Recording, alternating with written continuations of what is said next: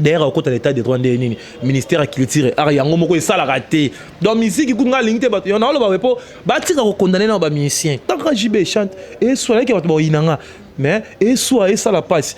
Ça dit yo tant ozo kangele azo bakar et soit faut le jour il faut le cas oyo kai ozo mani les ozo ça la passe. Les preuves ané bato ba place musuto leke là down Daniel là. Niams Télévision, abonnez-vous. Niams Télévision, massivement. Niams Télévision. Et surtout, n'oubliez pas d'appuyer sur la cloche pour ne pas rater toutes nos informations. Bienvenue pour ce nouveau numéro, mesdames et messieurs, fidèles de cette chaîne des informations Niams Officiel Télévision. Merci Nabilone Sobozali partout dans le monde. Bozolanda Bisso, Wanamoni, Papa Francis Mboya, en direct et Australie. Merci beaucoup à toi.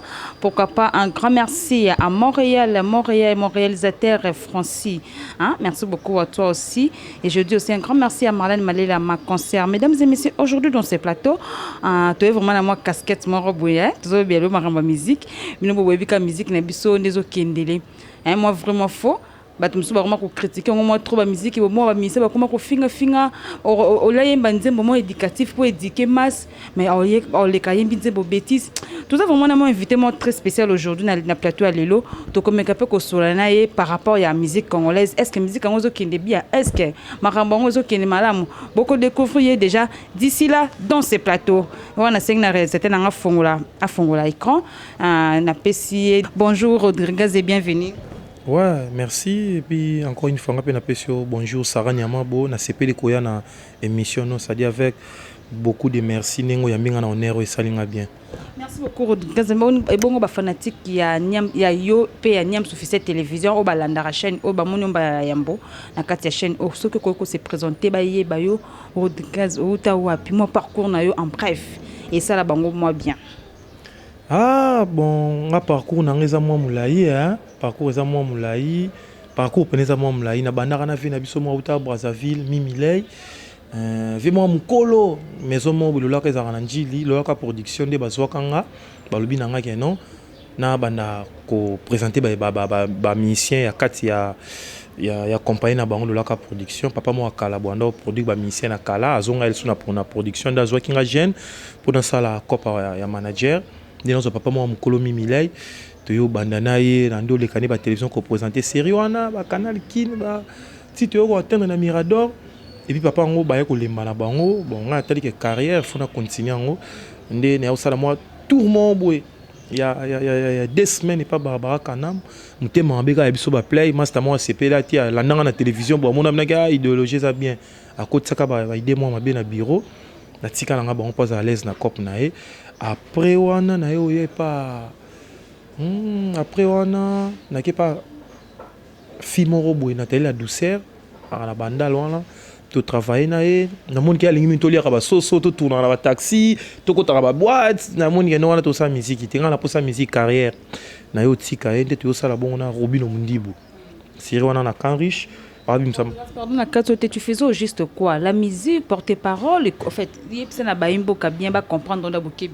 Tu as un parcours en tant que porte-parole. Okay. En tant que porte-parole, n'est pas Robino, tu as 8 ans, tu as salipé début on a intro il y a la TV pour expliquer bah tout maxi single les chiffres 9, ils en combien peut-être tu as l'évolution après, n'est aucun des psycho et pas déplique.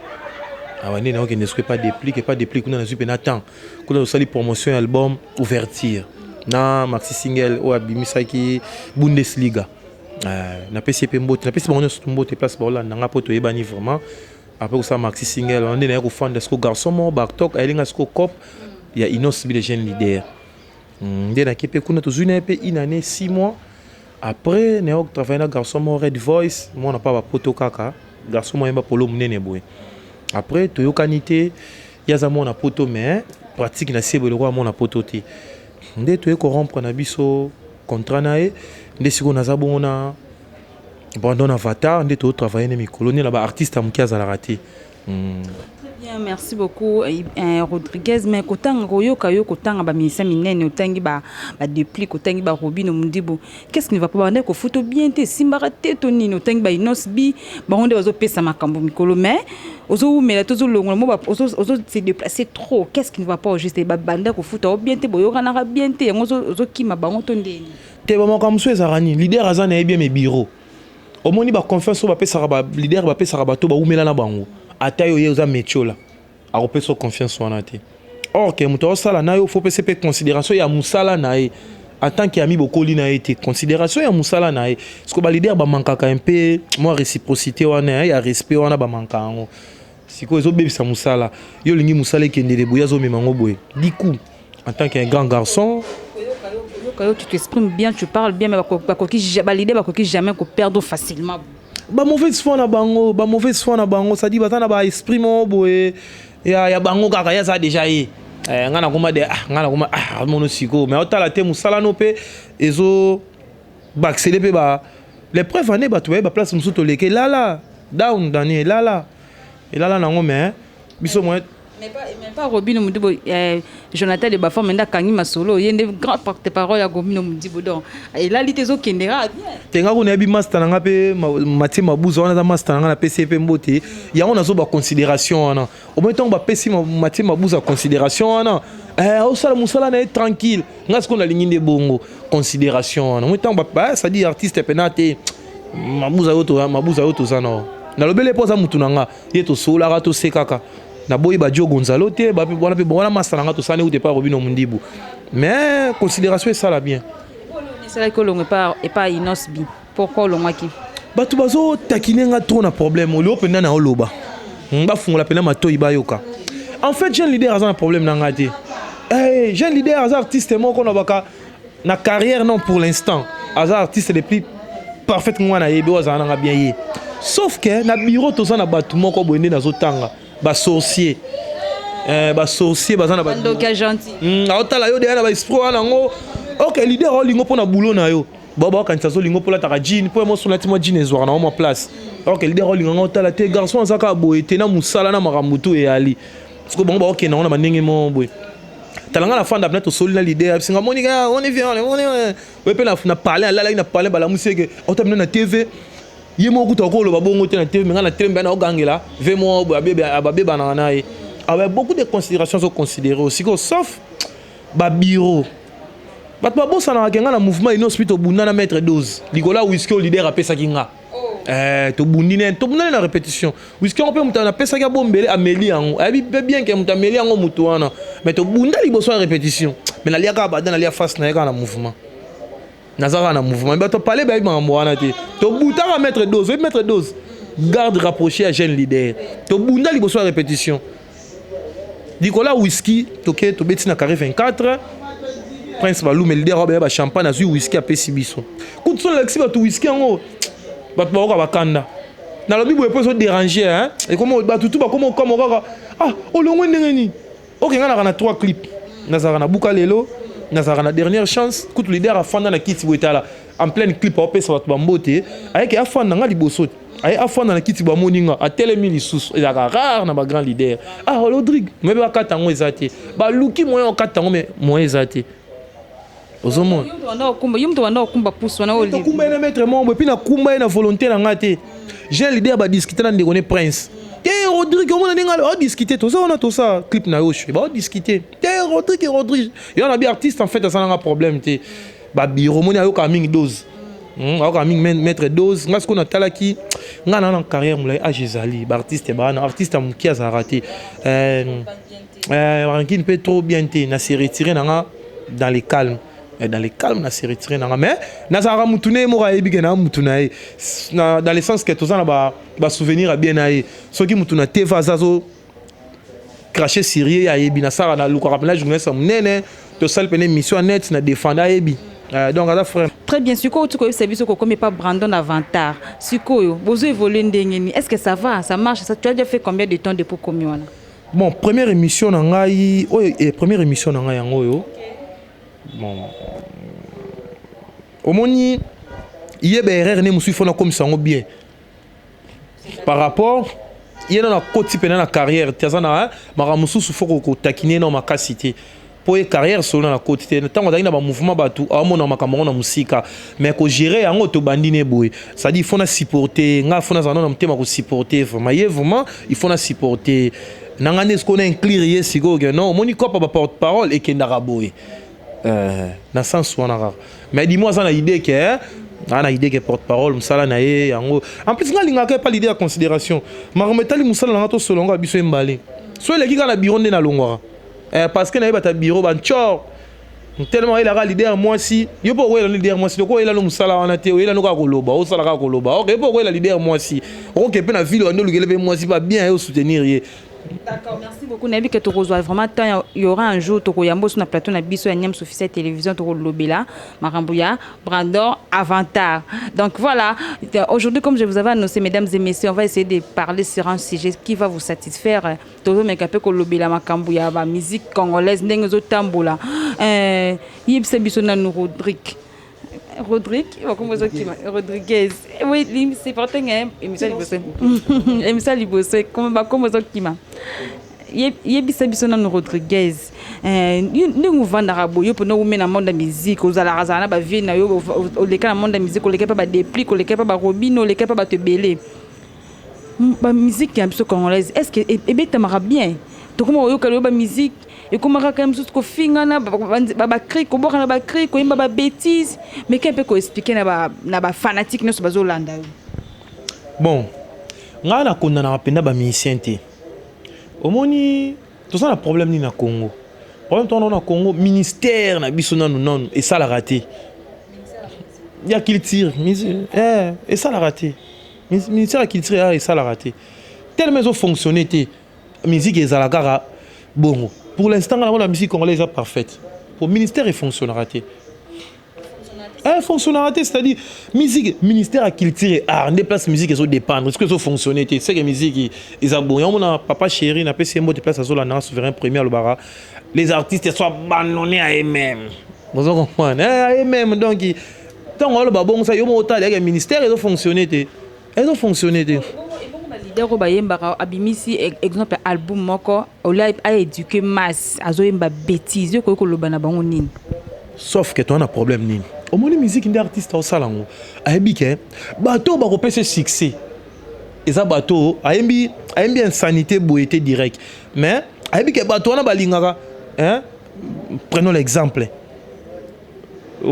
peut-être artiste quoi ko film des chante pardon chérie avec Cindy Leker azoimba chérie non ka diki ça dit ayebi ça na bato bazela rango artiste ayebi on pambaté ayebi ça na ça dit la majorité ne mo bato bazela na biloko wana donc ceux qui pas raté yango ayebi côté bolinga et comment kala abandonné ba nzembo mvuezo yo kanate makamuso ya Congo so landi yango ezala ka bongo komoni ba yemba ba bêtise non mongana lo ba boy na bike ba artiste ba sala ke fort ya ko sepelisa majorité populaire o ba yo ka musique yango o ya bango ba sala ka wana majorité populaire o ba yo ka musique bango ba sala ka balinga ba attention ke na États-Unis partout na mukile za na bongo po bato ba balanga mususu te eza na ndenge mukile évoluera mabe za pena ke non muto yeko embe sanité na sens propre to zela rande muto bongo yeko emba pena sanité na sens propre bakanga ça dit pas loi pesa na mboka te so pena loi eza na mboka bo bengsi monsieur Kingani yaka yo yembaki yo monsieur Robino yo yembaki misu na misu matanga ba bisesko ye pas zuba avocat na bokanga muto atu batuni avocat matanga la sarani Rodriguez to ba vie na biso ba redi ya miss ba local to baza ba vie moko soki vraiment vandi oyo kanzembo na bana otala ngo début jusqu'à la fois yo kata bêtise moko te est-ce que bango basala les sum bango ba yo ka bango te faut ka boye maman bêtise bat mo ba kozela bango net lo to pesa exemple Kofi faut aye maman elo moko il y aura une population ba kozela bango et tout na tu na tu ko expliquer awa omoni mboka na biso Congo bato la façon dont tu expliques elle rozo appuyer ke bato ba lingaka bongo yango biso pe yango tika basala kaka yango moni se mo bi mikolo garçon mo razo emba garli gavali na pese mbota zo bani na moni ba vidéo ya voisin mais balati bilamba ti to linga ngo bongo eza ndenge na biso mais là on fait semblant devant caméra toye bani papa maman nanga on fait semblant devant caméra ba ngo moko ba na kuzu sauf que au moni nga na kena ndako mona kuti mama na bana ndako na beba na discipline na mona total cœur brisé les pas les cœur brisé na bango na ndako oh ba makamwa ne zo sema tuni mama na bongo na mona Patrick pa total ngalo bina ngani nte to bon saké déjà moral mais la libana nga na baza famille moko bien instruit mam tout kitoko oh ti to so linga déjà et bien saké moralité tango zo kende et pourtant on a ba mama leki na ye ba nogo na ye famille penako to ça na problème o boye muta beba ka ndenga zo kotila likambo soka kotisi na yango bien obeba te. Merci beaucoup Rodriguez. Tu comme vraiment cocheter une émission na biso. Mama fait ready à Miss. Congo na so to souffra mingi. Les preuves na tam to so akiko sala nzembo nzambe so bikaka. Nzambolongo langa na pasi na bika na biso mutu ne so moni ba monde ayembi bien. Pour tout ça ça dit à 80% à 100% 83% ba souffrir. Biku so ko bi ba to ba zwaka te ba simba soute na nzambe mutu nyonso fa kanga makana na nzembo wana. Ozo comprendre. C'est là place ba comprendre na tala na bitala ba congolais tout ça ka boue. Donc musique ils en ont soins agréable.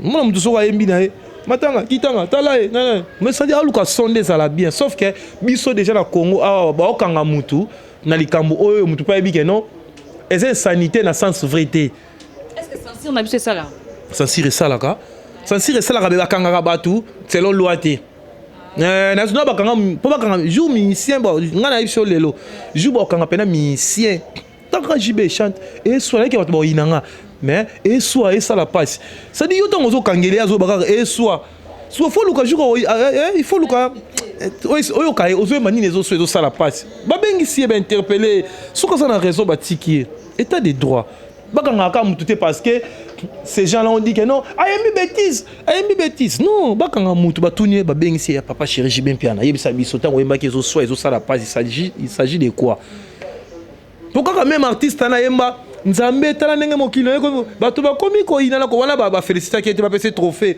papa chéri wembe biso nzembo aider ba tout zo trophée rien quand tant continue bloko mo pas c'est ça fait public wana allez place ma be bandi na censure yango wana yango na ba nan ba sali musala te censure non sali musala te au sala musala mto mukolo ko kota na état de droit.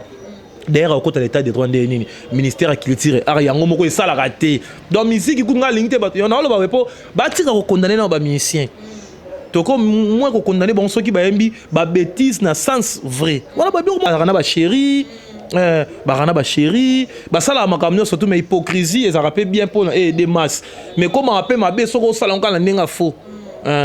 D'accord, merci beaucoup Rodriguez. Tu comme vraiment cochiter une émission na biso le lo mais qui peut clôturer émission au T sans toutefois pour ça peut moi programme na bino en bref il y a Bradon Avatar talara mikolo za mingi mingi na ngambu na donc ko pesa moi ni en bref quoi. Assez conseil l'artiste Avatar Paris de na PC mbote place azolo nanga na Paris kuna na ningo ko azoko évoluer na ba travaux studio zo le kagito comme on tout bien ça dit neto zawe maxi single contre-attaque et bima le 5 décembre oyo soke bimi ça dit ça déjà ba plateforme non sur la streaming ça dit na ba YouTube et aux ala déjà et ça la kana clip ya featuring wa Salina vena biso c'est le Oscar mais c'est pour team ça dit animateur amené na chanteur peu pour ba nzembo belé à ça des featuring na vena biso faire rigoler les padres ça dit so ba bimi si featuring wana après artiste les 8 donc les 5 les 8 artistes dans Kinshasa avec pour me expliquer pe na batu qu'est-ce que contre-attaque à l'accent vitesse nango après à salir des clips na Kinshasa ou les 23 abonnés en Angola pour des showcase soit betka des showcase soit qu'il y a moins 3-4 personnes soit betka des showcase soit na dès son retour na Kinshasa de to continuer à vitesse à maramswana on a suite à programme ninge après Angola ninge mamoye kendele espérons qu'il y a un balo ko mais il est pas artiste. Bon, sauf que moi j'ai mon travail. Moi j'ai boulot. Comment on a kaka porte-parole pour me maîtriser yango. Parce que artiste faut se soigner. Azu soigner nanga ki ana Rodriguez nanga. Ye muka lati singa.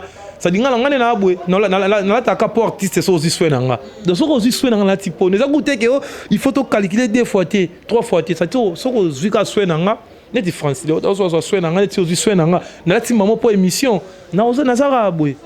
Donc c'est que ba ozala zala ba oteng teng ba komo ba robino ba déplique ba inos ba zo soin non bien te yango tika bango donc vraiment la ligne raté ko cracher sur ba leader pour il y a aussi des bons moments Il y a eu des bons moments, je viens de dire, attends, ça rappelle ma boîte, mais belé. Il y a eu des bons moments, dans les gars, cracher sur les artistes. Sauf qu'ici, il y a des vérités à dire. Toloba, Kakapo, et bon, ça là. Mais qu'on cracher sur les artistes, na carrière, na na linga parce que maman na que son âme repose en paix. Maman na ngata ko kufana jia, ana ko interdire nga la télévision. Rodrigue soko ko yebana. Mubato basala ka effort ba luko yebana. Mais ba yeba ote na ko finga. Ça dit na garda siko idéologie maman bongo. Merci beaucoup vraiment to komina suka ya mission na biso Rodrigue mo ba mbote et ça la moi bien et puis to clôturer mission. Bon le quoi na za migolo na star na biso Brandon Avatar Paris D. Ça dit na za na mouvement na pesi héritier Manou na pesi mbote Benit Sakala na pesi mbote na bosanité Erli Chikeva la grande prêtresse maman so Michikeva Milchek Yemoro star na Brandon Avatar Maneske na Mutombo petite sœur nanga Sarif Pananzila na bosanité Francis les grands journalistes et puis na Yomoko Sarah Niama Bodon qui comme on salinga bien numéro de contact pour ne pas pour ça qu'on rejoindre ngai ba information de bouche à l'oreille assez concerne star na bango Brandon Avatar de babenga bongo na plus de 143 89 87 74 955 plus de 143 87 74 955 vraiment na CPL na chaîne na biso comme nango Niams officiel télévision, ça dit beau s'abonner massivement pour ma camouezali quoi. Merci. Merci beaucoup Rodrigue. Naebi que toko vraiment tanayo mbalasima toko lobé l'artiste na mozindo nyoso. Voilà, nous sommes arrivés à la fin de cette émission, mesdames et messieurs. Na pesi bino nyoso merci Bolanda qui sont partout dans le monde. Là je vois Montréal, na pesi bambo de Montréal, Francis. Merci beaucoup à toi. Pourquoi pas un grand merci à maman Nanon Lumba la motema ya Francis Mboui. Et merci beaucoup à toi aussi mon conseiller privé JC Mambe Yabajise, merci beaucoup à toi. On se retrouve très prochainement, mesdames et messieurs. D'ici là, portez-vous bien. Au revoir.